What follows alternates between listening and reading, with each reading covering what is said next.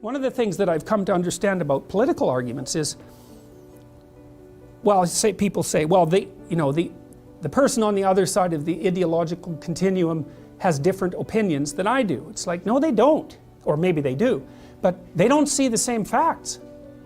Because the filter they use to select from among the infinite number of available facts preferentially presents them with the facts that are relevant to them.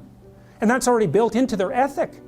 And so one of the horrible things about political discussions is that you're actually having a discussion about what the facts are. And you say, well, the facts are the same for everyone. It's like, yeah. It's like saying, I have an infinite library of books, and you can come into it. It's like, well, you're going to pick out the same book? It seems highly improbable. And that's the problem with facts. It's like, there's a lot of them. You know, you try to do something like untangle the Israel-Palestine conflict. I mean, one of the things you just to start with is like, okay, how far back are you going to go? Well, I would say it depends on what argument you want to make.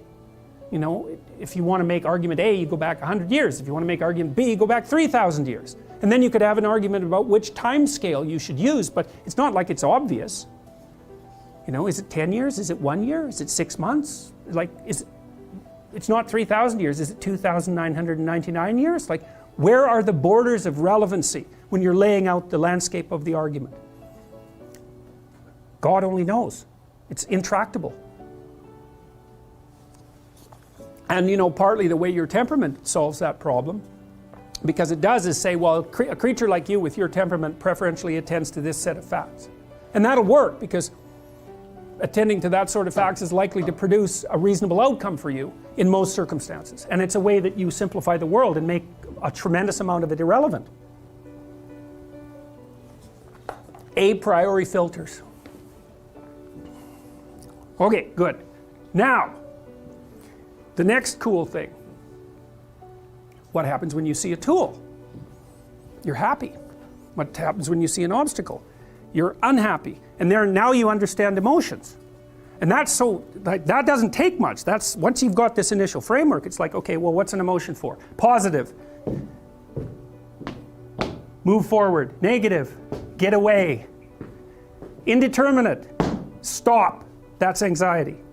Stop. You're not where you think you are. Your map isn't producing the desired outcome. It's wrong. What should you do? You don't know. Stop. Because if you don't know where to go, there's no point going anywhere. And then what? Prepare. That's anxiety. Stop. Prepare. Well, people hate that because, well, for obvious reasons. Prepare. For what? Everything. Yeah. Very, very demanding psychophysiologically. And that's also something that's really worth knowing. It's like anxiety isn't just a psychological state that's unpleasant. It's like you're revved up and you're burning resources like mad. And you're in a biochemical state such that's optimized for quick action, but that's toxic if you inhabit it for any length of time. So not knowing what to do, that is not good. And it isn't just that it makes you feel bad. It hurts you, it damages you, it can kill you. It'll make you age, it'll make you fat, it'll give you diabetes, it'll suppress your immune system so you're more likely to develop cancer. It'll damage your brain, your hippocampus. It'll increase the probability that you have Alzheimer's. It's like, it's no joke that. It's you're running your machinery faster than you can replenish it. So it's not a state that you can be in. It's not a state you can tolerate because it's anxiety. It's anxious. But it's also not a state you can live in. And so, I don't know where I am means everything's relevant, and I have to ramp up my capacity for action to deal with that. Bad. People do not like that. We do not like not to be where we think we are. We really, really, really don't like that. And we structure almost all of our environments constantly so that never happens. You know, we're all dressed the same with tiny, tiny variations, you know. We all follow the same traffic laws. Everybody's behaving according to the proper code in this room, and everyone in this building is doing the same thing. It's like we're doing everything we can to make sure that everyone knows exactly where they are and what they're doing all the time. And that's because when we're in that state, we can advance cautiously using positive things and maintain a modicum of positive emotion. That's what we're basically trying to do. Okay, so you want to set up your world so that You're surrounded by things that move you along your way, that obstacles are minimized, and that almost everything can be ignored. Okay, so emotion. Positive emotion, that's dopaminergic. That's incentive reward. You experience it in relationship to a goal. Because, you know, most of the time when you talk to behavioral psychologists, they'll tell you reward is a satiation consequence. You're hungry, you get a piece of food, that's rewarding. It's like, that's consumatory reward. And that shuts down the motivational system.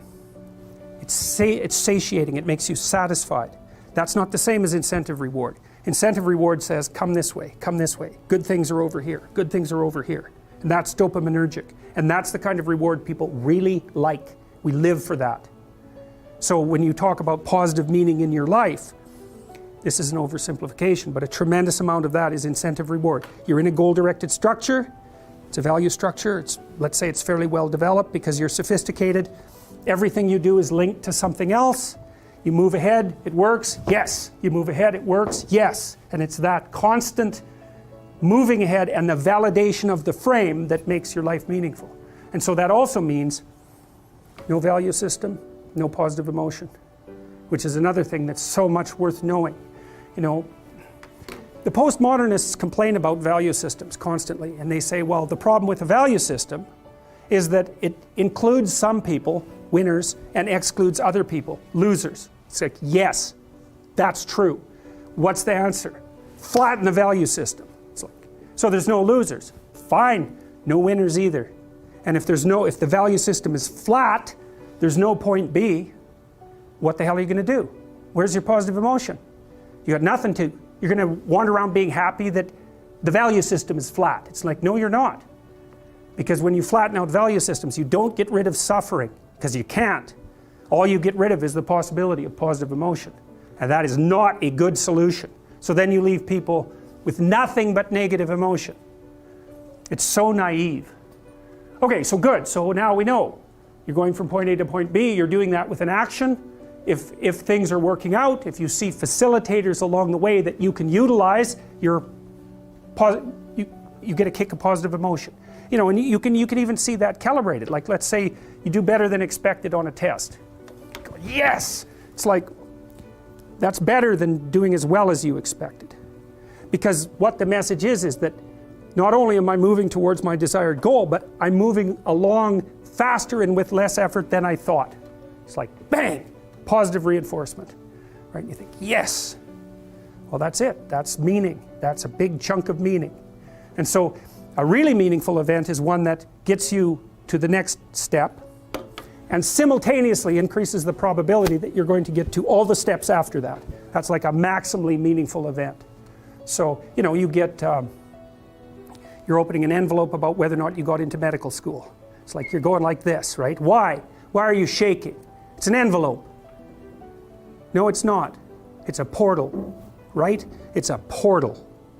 And what's in that envelope either puts you that way into one world or that way into another. And you think, you're looking at it, you think, well, that's an envelope. It's like your body isn't thinking that, not for a bloody second. It knows perfectly well that that's a portal.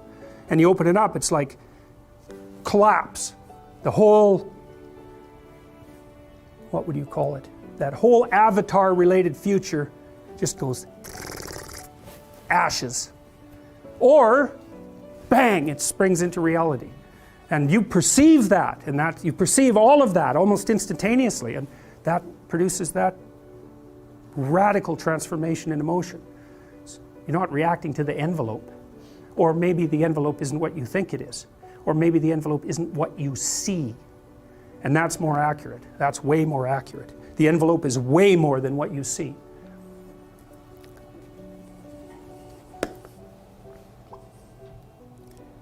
Okay, good. Let's break for 15 minutes, okay? And then we'll go ahead with the next part of this. Well, so that's just a transformation of the previous diagram. While you're moving along from what is to what should be, we'll say, as long as things are working out, well, then you're mildly happy, and if they don't work out, well, then that's another problem. You see, these are different sizes. There's a reason for that, and that's because negative emotion has more potency unit for unit than positive emotion does. And so what that means is that people are more reactive. People hate a small loss more than they like an equivalent gain.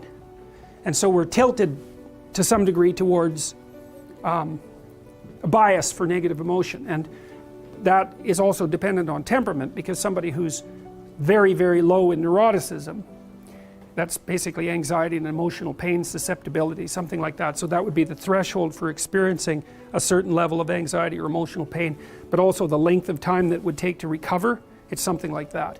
And so, but for the standard human being, loss hurts more than gain rewards. And so, well, it's useful to know that, because it helps you understand yourself and other human beings. Even if you're trying to motivate someone to do something, loss avoidance is often a powerful motivation as well as gain. So, all right, prevention, fundamentally. Okay, so now here's another way of thinking about this. And this is a more abstract way of thinking about it. So we talked about the idea that the world might be divided into tools and obstacles and irrelevant things, most of which, and irrelevant things, that's a huge category, and it's the one you don't want to have disrupted. And also that the obstacle category produces more emotion than the tool category. But here's another way of thinking about it. And this is thinking about it more from a purely emotional perspective. When you think about the world as tools, it's dead practical, and it's sort of grounded in the idea of motor usage in some sense. But you can think in an analogical fashion about the same system in a slightly different manner. You're in the situation that you're in right now, and that's not good enough. And so that's another thing that's kind of interesting about people, is they're chronically dissatisfied with the way things are. Well, that's okay, because you wouldn't be motivated to move forward if you weren't chronically dissatisfied with the way that things are. But it's kind of annoying, you know, because you might think, well, why aren't you just happy with what you have? And the answer to that is generally, because I don't know if it's going to last. And so that's part of it. And the other is, well, if the situation shifted a bit, maybe I'd have more options. And some of that would be, it would last longer, it'd be more stable, it'd be more promising. And so you can say, well, you should be satisfied with what you have, but it's kind of really a stupid thing in some sense to tell human beings, because no matter what you have, it isn't going to solve your fundamental problem.